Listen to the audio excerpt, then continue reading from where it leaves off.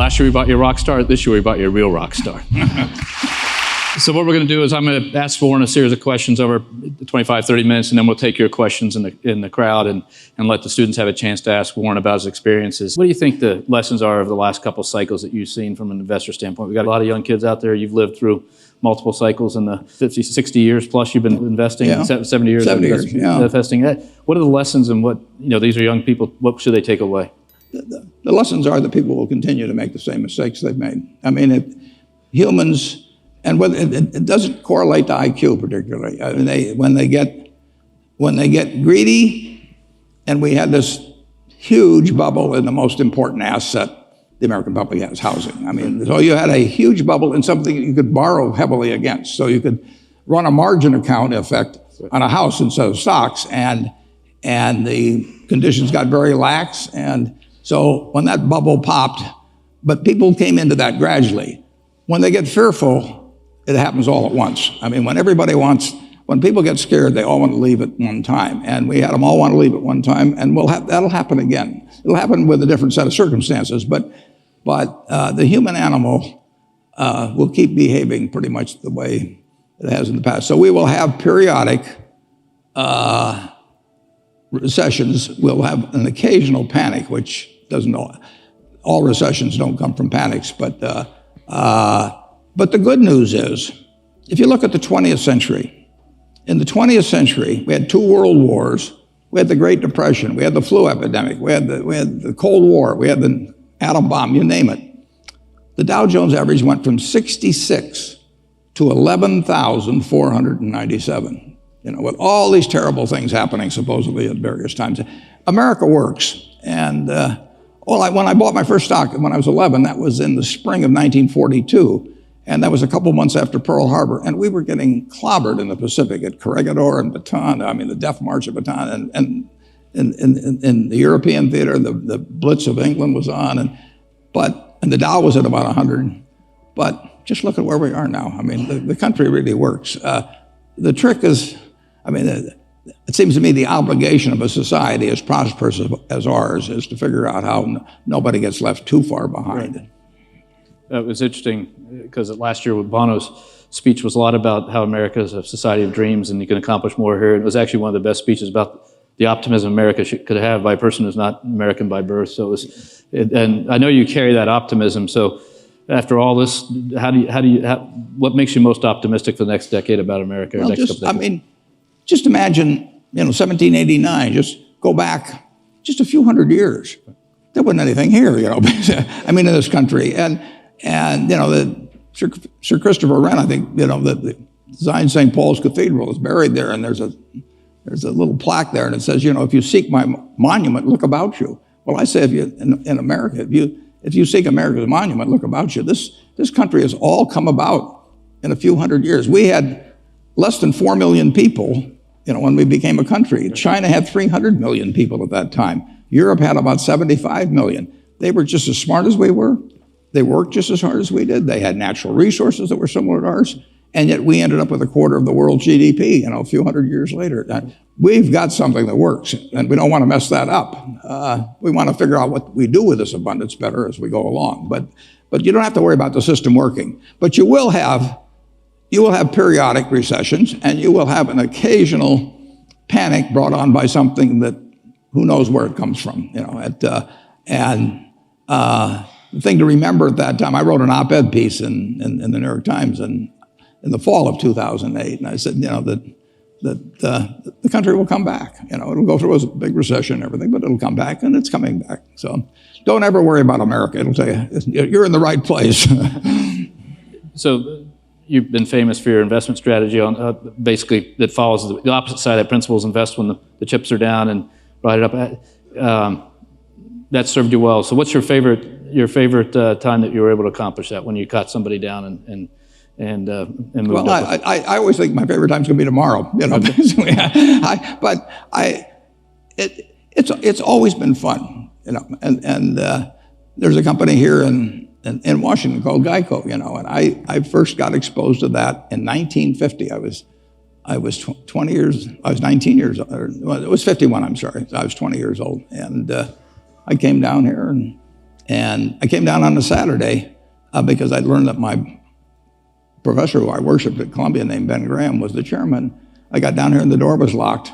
When I went to the building, because it was Saturday, and I pounded on the door and some janitor let me in, and a marvelous fellow named Lorimer Davidson spent 4 hours with me teaching me all about insurance. And he helped me so much in life. You're going to get help by some wonderful people in life. It's a great thing to remember later on when you get to be my age, that all the help you've received from different people, because nobody does it alone. Obama got in trouble when he said that in the campaign, that nobody does it by themselves. Nobody does do it by themselves.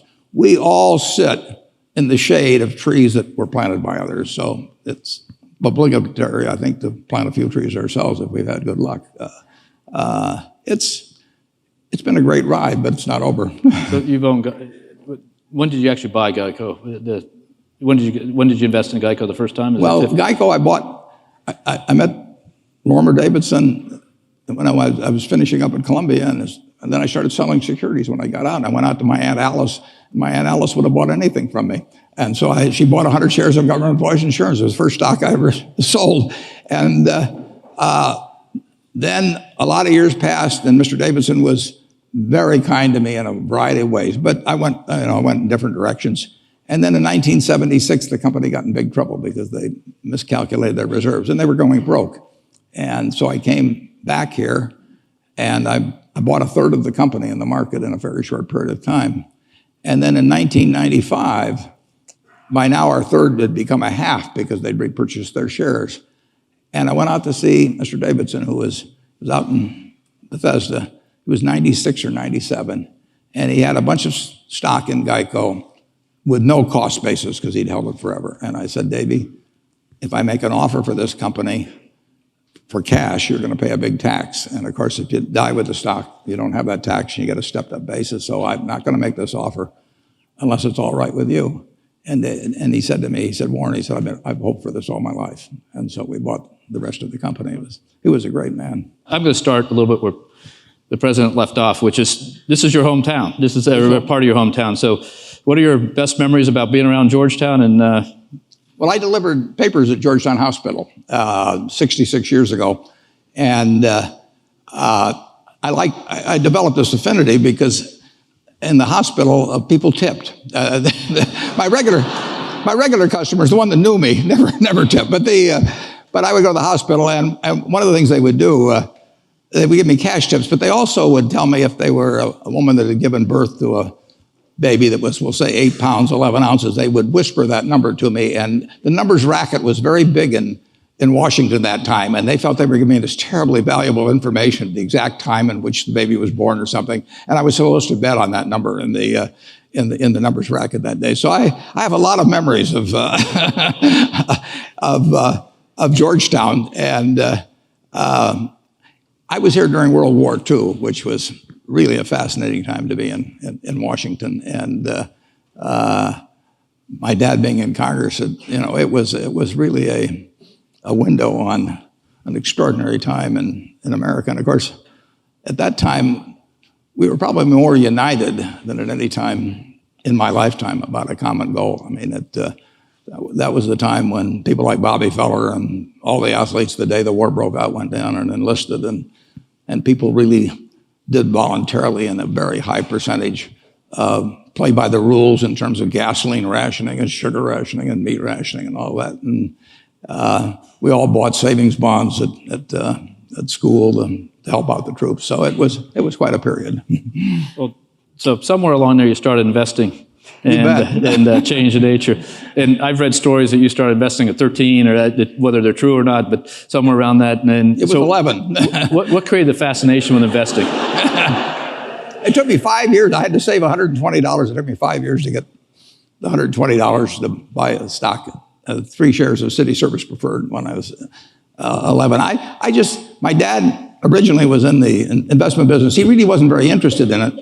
But I would go down on Saturday morning, and he had these books there in the office, and I read all those. And then I went to the Omaha Public Library, and I read every book on investments in the Omaha Public Library by the time we moved to Washington. And then when we got here, I had the Library of Congress. Did you get through all those? Oh, I read everything, and I just found it fascinating, and incidentally, I find it fascinating today. I mean, it's an activity. You know, if you're a baseball player or something, your legs may go or something. Well, my legs have long gone, but it doesn't make any difference in what I do. So it's I literally have as much. I always have had fun working, but I have as much fun now as I've ever had in my life. I mean, I work with people I love doing what I love, and it just doesn't get any better than that. Well, the quote is that you tap dance to work every day? I tap dance to work, yeah. And so what makes you do that? Don't ask me to demonstrate, but it was nice to get that round of applause at the start, but I've learned that crowds now applaud at the start because I'm 83 and they're not sure I'll be around at the end of the talk. I've shared enough dinners with you know that you have more energy than anybody I know. So let's switch to a little bit on the philanthropy side. So Sure. President DeGioia talked about the giving pledge. How did you come up with the idea with Bill, and how are you doing on it? I mean, Well, we're doing great. And it was, I don't know, 3 or 4 years ago, Bill and Melinda and I were out in California and talking, and I'm not exactly sure how it came up, but we decided to call or write David Rockefeller and ask if he would host a dinner in New York for about 16 or 18 people, just to talk about philanthropy. And Oprah Winfrey came, and Mayor Bloomberg was there, and it was a private dinner. And I started having these people talk around the table as to how they developed their philosophy of philanthropy. It must have taken us 2.5 hours or so to get around. I mean, people were really interested in it. So Bill and I were at that dinner. We decided that maybe there would be a possibility of taking this passion which these people had shown and going to other people that had a great deal of money and see if we could develop something where people would pledge at least half their net worth. And we now have about 115 people. I've been dialing for dollars. I call these billionaires up, and sometimes they tell me how they can't do it, and I decided, I tell them I'm going to write a book on how to live on $500 million because apparently there's this great need. You know, they just can't seem to figure out how to do it, and they need help. But it's been very rewarding, and I received a letter from one woman. She and her husband had over $10 billion, and she sent me a tie. She sent me 2 ties, and she sent me this handwritten note and said that they hadn't really faced it. It's a little like facing your own mortality to some extent, making that plan, and that's tough for people sometimes. And so she and her husband had changed things, and over half of that $10 billion was going to go to philanthropy. They do tend to postpone the decision. So I tell these people I call, you know, the last will is what counts. But I tell them, you know, if I'm talking to some 70-year-old, I say, do you really think your decision-making ability is going to be better when you're 95 with some blonde on your lap or now? So let's get on board, fellas. You know? And I assume that convinces them maybe the 70-year-old decision's better at that point, right? Well, Bill has done a tribute. Bill has gotten people around the world because he travels more than I do. But what we're hoping is people do pick up on norms. I mean, when I was young, I read about Carnegie and Rockefeller and different people. Bill did too. And you do pick up behavior from those who come before. And we've collected letters from every one of these people. They're up on our website at thegivingpledge.org. And I think they're worth reading. They're pretty remarkable. And of course, what we really want to do is get the younger people, like Mark Zuckerberg's joined us, for example. And he obviously is going to appeal to a much wider group than I would. So we hope it becomes, you know, this gospel of wealth that Andrew Carnegie came up with 100 years or so ago. That's influenced all kinds of people. Well, we've got better stories than that, you know, on these letters. So I just hope it moves. Now, I don't think, I want to emphasize one thing.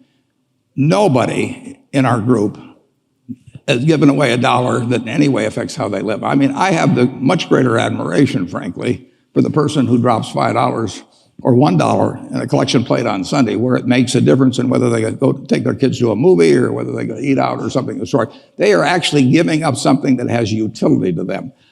I am giving up nothing that has utility to me. I have everything in the world I want that can be bought by money. So I have a whole bunch of stock certificates. They have no utility to me. and they can possibly have enormous utility to other people in vaccines or education or all kinds of things. So the people that give up something that actually can have utility to their family and give that to some other person so it has utility to them, those are the people I really think deserve the kudos. But it's still nice to go where the money is. I mean, it's the Willie Sutton approach. So if we can work on polio or something like that, and it takes big contributions, then we want to go after it. So, I mean, the unique part of what you've done is with Bill and Melinda and their foundation, and on the one hand, how you're doing it, and secondly, that you've gone and said whatever the number will be, but almost all your wealth. All my Berkshire right. wealth. And so, talk about the Gates relationship and why you chose them as opposed to creating your own foundation or something. Well, originally my wife and I planned when we were in our 20s that when we had everything we needed, we would use the rest for society. And I thought she would outlive me. She was younger and women live longer, and then she died in 2004. So I had to come up with a different plan. And if you've read Adam Smith and the specialization of labor, you know that if you're good at one thing, you're not necessarily good at another. And you ought to get you ought to use your talents where they're most useful, and get other people to give their talents. So, when my wife had babies, I mean, I went to an obstetrician. I didn't deliver myself. When I get a toothache, I go to a dentist. So I wanted to go to people who were very good at giving away money and who were younger, energetic, smart, and had the same objectives in philanthropy that I did. And the basic principle of the Gates Foundation is that every human life has equal value. And if you start with that as your basic assumption, then a lot of things flow from that. And Bill and Melinda, as well as my children, because I have foundations for each one of my three children that are of significant size. And you can read the letters I wrote them up on the Berkshire Hathaway website. I do not direct them to do anything, but I do tell them to swing for the fences. I tell them if they succeed at everything they do in philanthropy, they're doing the wrong things, right, because the important things are the tough ones, and you're going to fail in some of those. But I have got much younger people, very energetic people, common objectives, and they work for nothing. So that's not a bad deal, Brian.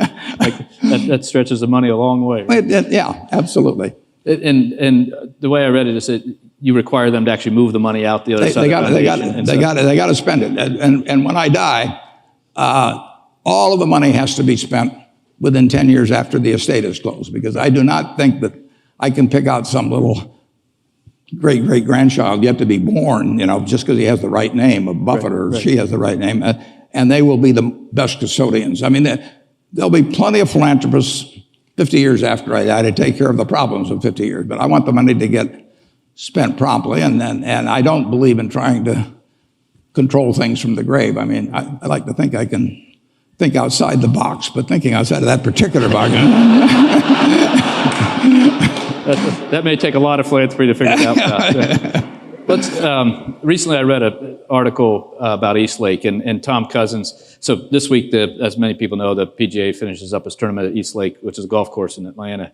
And the story I read about the development is that you've now helped Tom Cousins in the development work he does with communities. Talk a little about that, because that's a little different than this type of thing. Yeah, but it's the same theory of loving to back people who are putting their own time and energy and who are successful into a project that's worthwhile. Tom Cousins is a remarkable man who lives in Atlanta, just extraordinary. And he took this terrible, terrible neighborhood called Eastlake in Atlanta, and against a lot of community opposition, everything it was crime-ridden, and nobody did it well in school and everything else. And he decided you had to apply a holistic approach to it, and you couldn't just attack this thing or that thing. So he worked for probably 10 years to develop this entirely new community out of this total disaster. And then Tom and I talked about it, and I said, Tom, everybody's going to say that it can only be done because you're Tom Cousins and you live in Atlanta and you've done this. So he and I and a fellow named Julian Robertson, but primarily Tom, decided to see if we could replicate this in other communities. And it seemed to me that, and Tom, that New Orleans was a great one to do it. I mean, they've been racked by Katrina and everything. So we've taken it to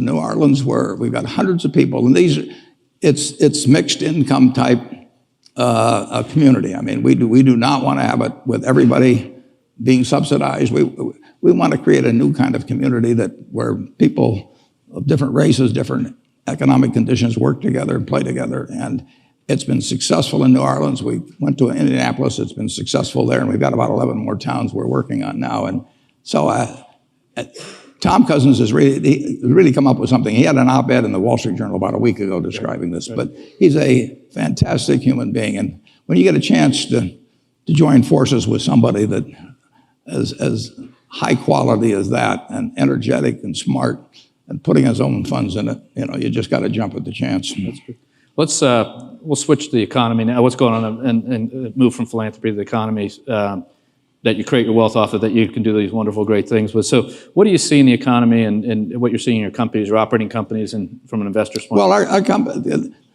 business has come back very well from 5 years ago when the panic hit. And it was a panic like nobody's ever seen. I mean, whatever you think about it, it was worse. I'm dead serious about that. We were right on the edge of the cliff. And fortunately, I give enormous credit to both Ben Bernanke and Hank Paulson and Tim Geithner. And frankly, even though I didn't vote for him, never voted for him, President Bush, I don't know how many of you have studied economics, but in Adam Smith, they talk about comparative advantage and Keynes talked about animal spirits and all those people. But President Bush really came out with the great economic insight of all times. And he did it in 10 words in September of 2008. He went out there from the White House and he said, if money doesn't loosen up, this sucker could go down. And I mean, that goes right up there. Tear down those plaques of Adam Smith. And he backed up those fellows. And so we've come back from it. But business has come back. A lot of companies are having record profits, including many of ours. And the American populace as a whole has not come back. I mean, inequality is getting wider.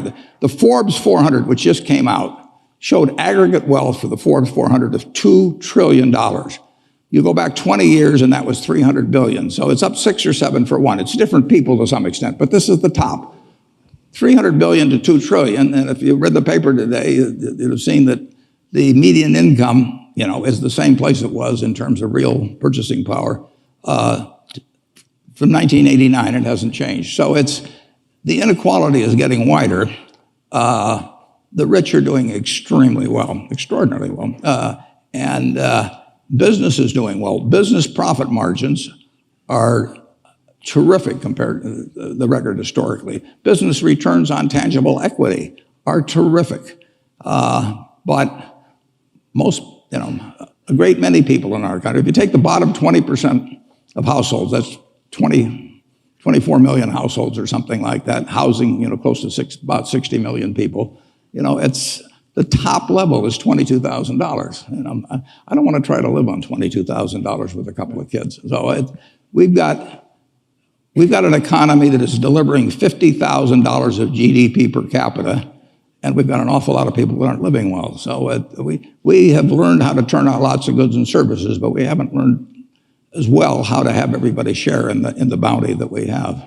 So how do you think, is that we just got to grow out of it to provide? Well, we're growing. We're growing. Yeah. I mean, if you take even 2% a year, if you think about it, people feel very unhappy with 2% a year, but the population grows 1% a year. So that means 1% per capita real growth. That means in 20 years, a generation, there's a 20% gain in GDP per capita. That's not bad in a generation. But the question is how it gets distributed. Right. But this country will grow. This system works. In my lifetime, I was born in 1930. I was conceived in 1929 because my dad was a stock salesman, and after the crash, he didn't have anything to do. Nobody. So I look back with great fondness on the 1929 crash. But since 1930. Since I was born in 1930, real GDP per capita has increased 6 for 1. Just think of that, 6 for 1. I mean, you went centuries when nothing happened. Right. for people. And this country works. I mean, I consider the luckiest person on a probabilistic basis that ever lived is the baby that's born today in the United States. I mean, it is a fabulous country, and the market system works all kinds of things. But we do have to, in my view, we have to make sure that everybody participates to a reasonable degree. We don't want equality of results, but we also want a base level that's satisfactory for our people. Well, let's turn it over to some student questions. So they're going to put a microphone out here, and go ahead, sir. Hi, I'm Kasim Tavalali, a senior in SFS.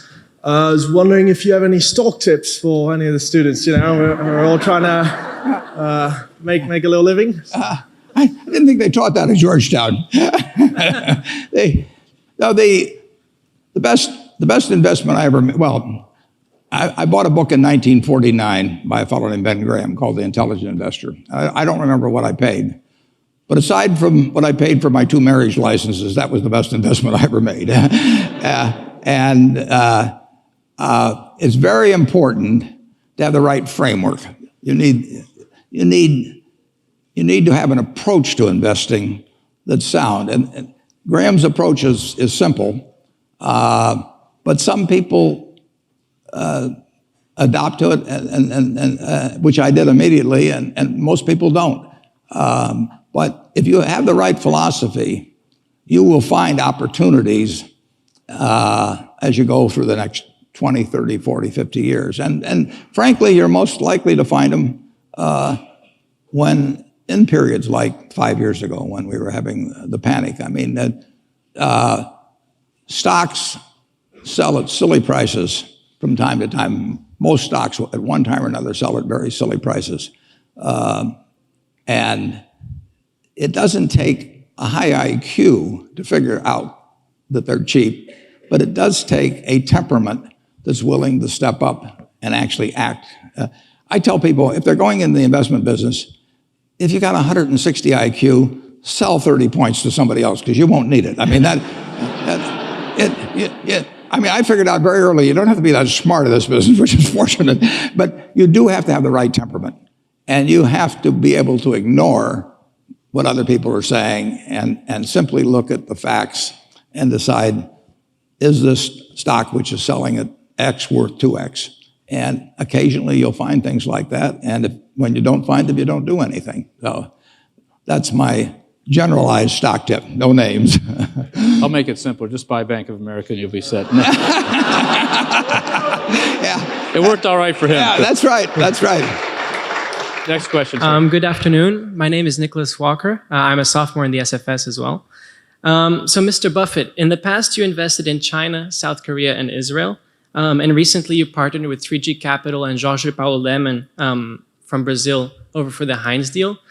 Does this mean, are you tempted to venture into the Brazil market next? I didn't get the question. The question, you did the Heinz deal. The question is, are you going to invest in Brazil next? I don't know where I'm going to invest next. That's what makes my job interesting. I mean, I'm not kidding. I mean, if you went out and played golf and every drive went in the hole, you'd give up. The game wouldn't be interesting. I mean, what's interesting is when you get in the rough and have to come out and a few things like that. So I love the fact that I don't know what I'm going to do next. You mentioned the Israel investment. In 2006, in the fall, I got a letter from a fellow, and I never heard of him, and I never heard of the company he was talking about. But he said, my name is Eitan Wertheimer, and I want to tell you a little about my company, Ishkar. The letter was 1.5 pages long, and he said, if he sold the company, the family sold the company, the only company they wanted to sell it to was Berkshire Hathaway. And if I was interested, they'd be glad to come over from Israel and explain it to me. And it just jumped off the page that this was an interesting idea. So I emailed them, and they came over very shortly, and we bought the business. We handed them $4 billion for 80% of a company where I'd never seen it or anything. Eitan kept saying, you got to come over to Israel and see the plants and everything. You won't believe how wonderful they are. And I said, Eitan, I don't go to Council Bluffs, Iowa. You know, I mean, I am doing fine in Omaha. And he said, no, you got to see it. I said, no, I said, we can make a deal without seeing it. He said, well, if you buy the company, will you come and see it? I said, if we buy the company, I'll come. So we bought the company, and I went over there, and it's true. I've never seen plants like this. It was the greatest operation I've ever seen. And Eitan said to me, he said, you know, That's why I want you to come over to see these things. I said, listen, they thought if I'd come and seen them, I'd have paid more money. So we have a wonderful partnership with the people in Israel. But I don't know tomorrow, our partnership with the people in Brazil, with Jorge Paulo Lemann and his associates, they are sensational people. I got to know Jorge Paulo when I was on the board of Gillette with him.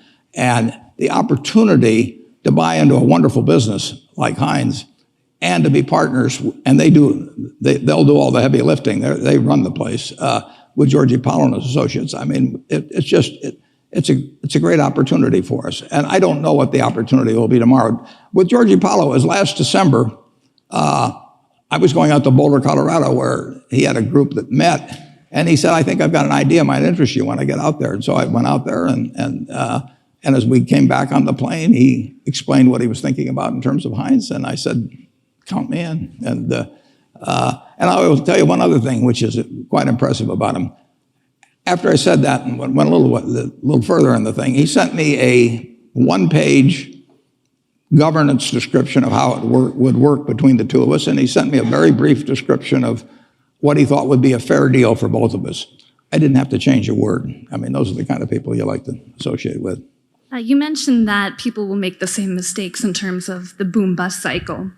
But there have been several recent financial developments, such as the creation of derivatives, which has since exploded recently, and you once called derivatives weapons of mass destruction. Right. Now that derivatives are a $700 trillion industry, do you see this as setting the stage for the next financial crisis? It's very hard to tell. That we've enacted Dodd-Frank, and if you look at what happened in September and October of 2008, there were some extraordinary things done. The Federal Reserve poured $85 billion into AIG, and if they hadn't, our world would be very different.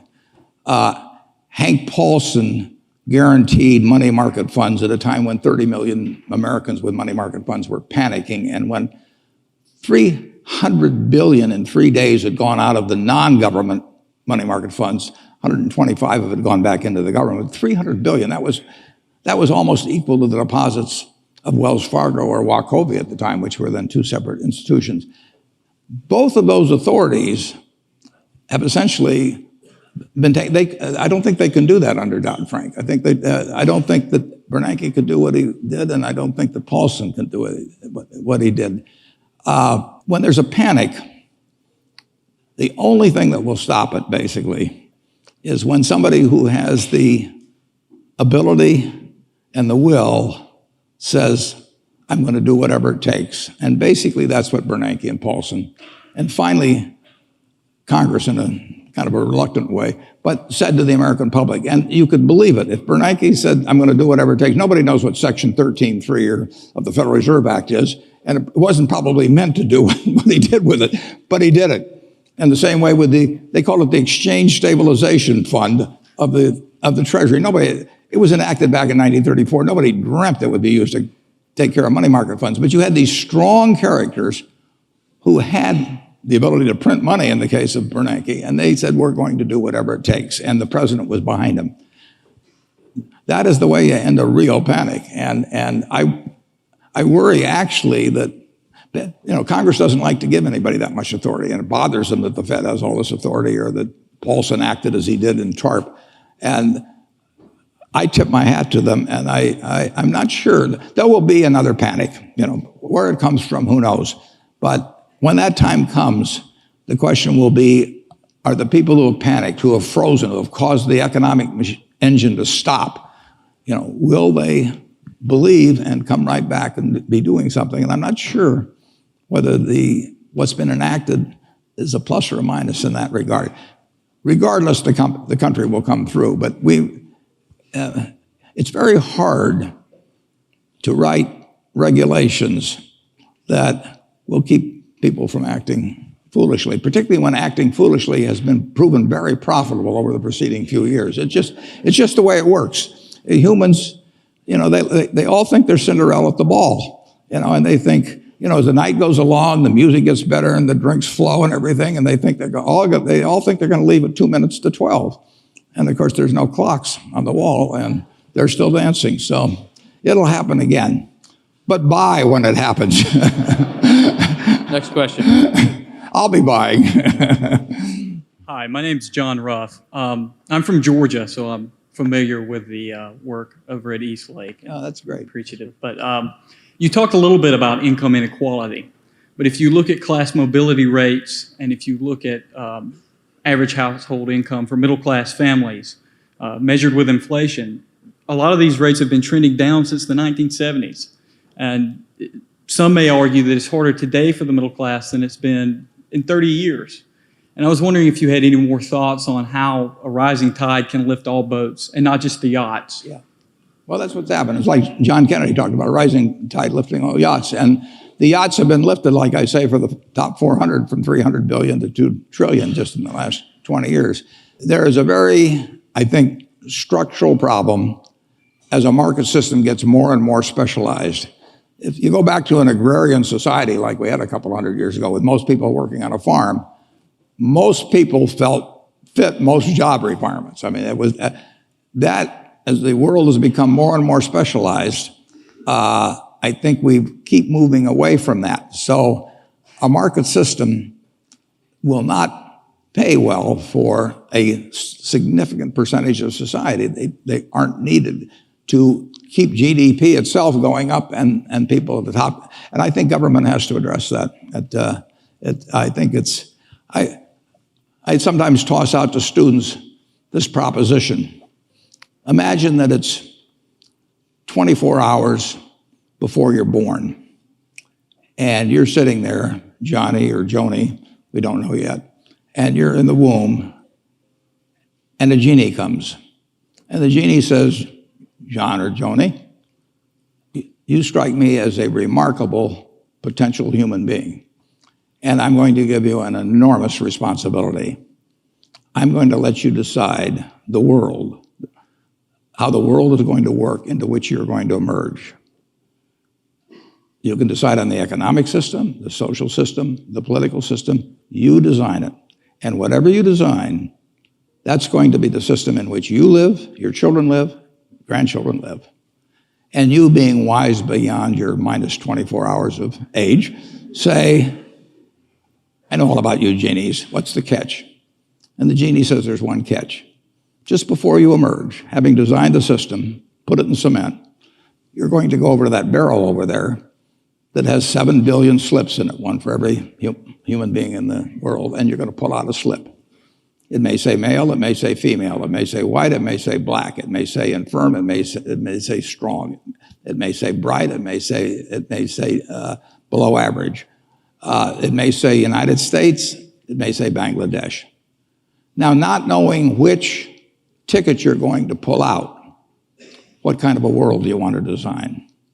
Well, you certainly want to design a world that produces lots of goods and services and keeps producing more and more. You want a lot of stuff around.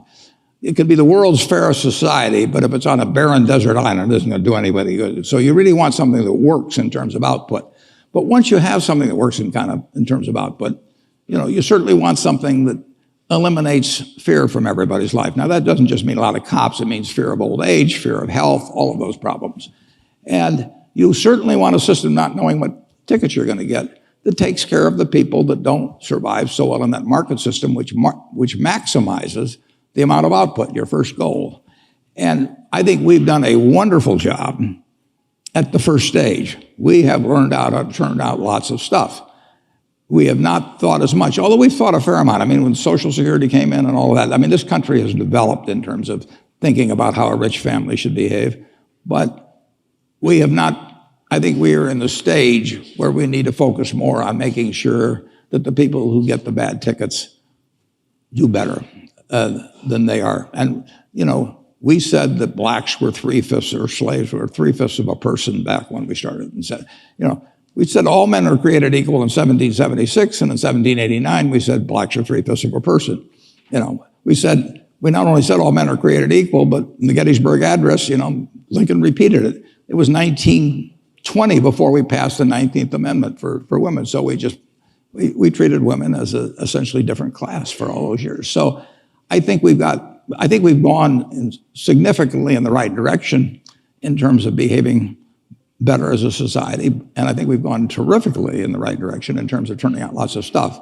But I think we have to address the question of how do you treat the people that are left behind in a system that maximizes the output of goods and services. And that can only come through government. Good evening. My name is James Fishback. I'm in the School of Foreign Service, first year. It's no doubt that you're an outspoken fan of Ben Bernanke, but he's going to be stepping down in January of next year.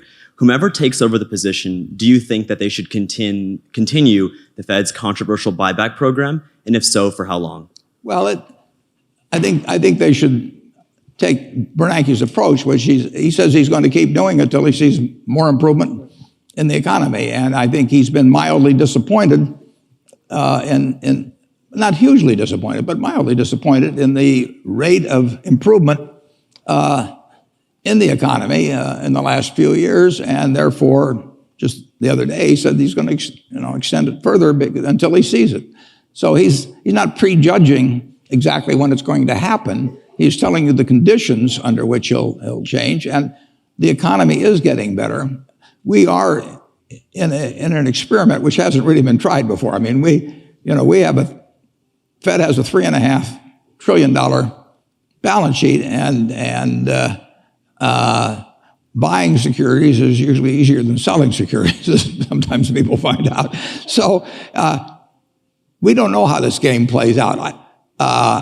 And just the announcement, whenever it was a few months ago, or the hint that tapering was going to occur, that had some significant market reactions, probably 100 basis points or so in the 10-year. And what will happen when they actually, if they actually try to deleverage the Fed? I mean, what has happened is the American public deleveraged and the government leveraged up through the Fed.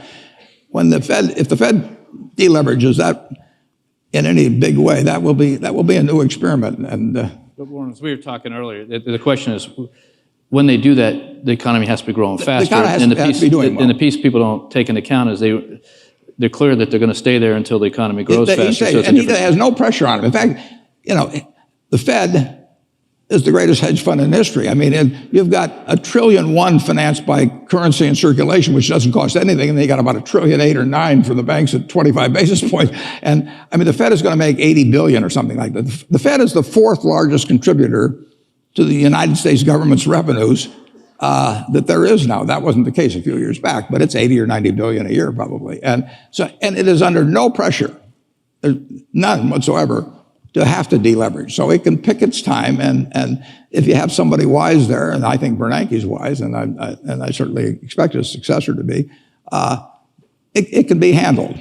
But it is something that's never quite been done on this scale. It'll be interesting to watch. No, it will be, and we've seen the lesson in the market moving ahead and back just based on the last 30 days. So I think we're going to take one more question, and then from the next student. My name is Shirley, and I'm from China. I'm currently a graduate student in Georgetown. My friend Dennis Zhao and we are both a very big fan of you and your friend Charlie. And we read his book, which is very interesting. He had this whole system of criteria on how to evaluate a company. It's all very confusing, but he said that Warren and I are always staying away from the industries we don't know. So you have candies, railways, and Coca-Cola. But now the world is changing, and we are living in a new era. The business models are changing. The B2C platforms, everybody is shopping online. Maybe in a few years, everyone is going to pay with their iPhones, and Bank of America no longer issues credit cards. So non-profit is a new model, and so what's a dinosaur like me going to do? Yeah, yeah, there's just so many things you don't know about. He'll take out his flip phone and show you, so he's not going to be one. This is my new one. What? It's going to take. I just turned in the one Alexander Graham Bell gave me. But, the question is, the business models are changing, the world are changing. The new technology, they're changing everything. There's no way you can just stay out of it and stay with the traditional. Now, for the private investors, especially in the venture capital industry, what would you think is the most important thing, the key in evaluating a company? I'm not asking about doing mediocre, I'm not asking about being average, but about excellent, remarkable. Just Well, name one thing. The, the most important thing is to be able to define which ones you can come to an intelligent decision on and which ones are beyond your capacity to evaluate. You don't have to be right about thousands and thousands and thousands of companies. You only have to be right about a couple. I met Bill Gates on July 5th, 1991. We were out in Seattle, and Bill said, "You've got to have a computer." And I said, "Why?" And he said, "You can do your income tax on it." I said, "I don't have any income. Berkshire doesn't pay a dividend." He said, "Well, you can keep track of your portfolio." And I said, "I only have one stock." I said, and he says, "It's going to change everything." And I said, "Well, will it change whether people chew gum?" And he said, "Well, probably not." And I said, "Well, will it change what kind of gum they chew?" And not. And I said, "Well, then I'll stick to chewing gum and you stick to computers, you know." I don't have to understand all kinds of business. There's all kinds of business I don't understand. But there's thousands of opportunities there. I did understand the Bank of America, you know, and I'll be able. I'm able to do that. I'm able to understand some given percentage. But Ted Williams wrote a book called The Science of Hitting, and in The Science of Hitting, he's got a diagram, shows him at the plate, and he's got the strike zone divided into 77 squares, each the size of a baseball. And he says, if I only swing at pitches in my sweet zone, which he shows there, and he has what his batting average would be, which is 400. If he had to swing at low outside pitches, but still in the strike zone, his average would be 230. He said the most important thing in hitting is waiting for the right pitch. Now, he was at a disadvantage because if the count was 0-2 or 1-2 or so on, even if that ball was down where he was only going to bat 230, he had to swing at it. In investing, there's no called strikes. People can throw Microsoft at me and, you know, you name it, any stock, General Motors, and I don't have to swing. And nobody's going to call me out on called strikes. I only get a strike called if I swing at a pitch and miss. So I can wait there and look at thousands of companies day after day, and only when I see something I understand and when I like the price at which it's selling, then if I swing, if I hit it, fine. If I miss it, it's a strike. But it's an enormously advantageous game. And it's a terrible mistake to think you have to have an opinion on everything. You only have to have an opinion on a few things. In fact, I've told students, if when they got out of school, they got a punch card with 20 punches on it, and that's all the investment decisions they got to make in their entire life, they would get very rich because they would think very hard about each one.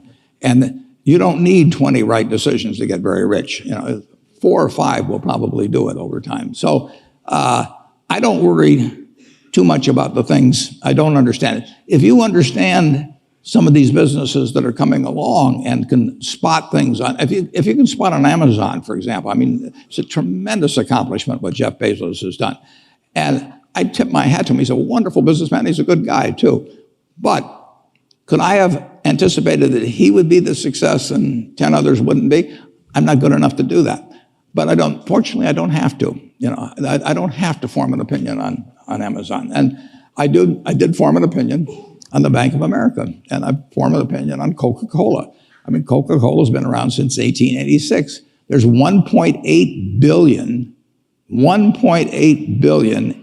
servings of Coca-Cola products sold every day. Now, if you take 1 penny and get 1 penny extra, that's $18 million a day. And 18 million times 365 is 7 billion, 3 less 730 billion, or $6,570 million. So annually, $6,570 million from 1 penny. Do you think Coca-Cola is worth a penny more than, Joe's Cola? I think so. So, and I've got about 127 years of history that would indicate it. So those are the kind of decisions I like to make. And you may have an entirely different field of expertise than I would have, and probably much more up to date in terms of the kind of businesses that we're seeing evolve. And you can get very rich if you just understand a few of them and understand their future. But fortunately, I don't have to. I mean, if we go into Heinz, and I look at people pouring ketchup on, hamburgers and potatoes, I don't think it's going to change. And the nice thing about it, some products travel. some products don't travel. Candy bars don't travel well. I mean, if you look at the Cadbury bars in England, they don't sell well here. And if you look at the Hershey bars here, they don't sell as well someplace else. Soft drinks travel and ketchup travels. I like products that travel. Warren, I want to thank you for taking the time to work with the students today. And I think for all the students out there, just think about this. This is a person who, with a passion, he still has at 83 to make that right investment decision. But importantly, what we talked a lot earlier about is the ability to try to do something with all that wealth that will help a pretty near-term set of goals in society. And I think you will find very few people in the world have been able to do both things so well as Warren Buffett has, and there's a lesson to learn for all of us from that. So thank you for spending the time. Thank you.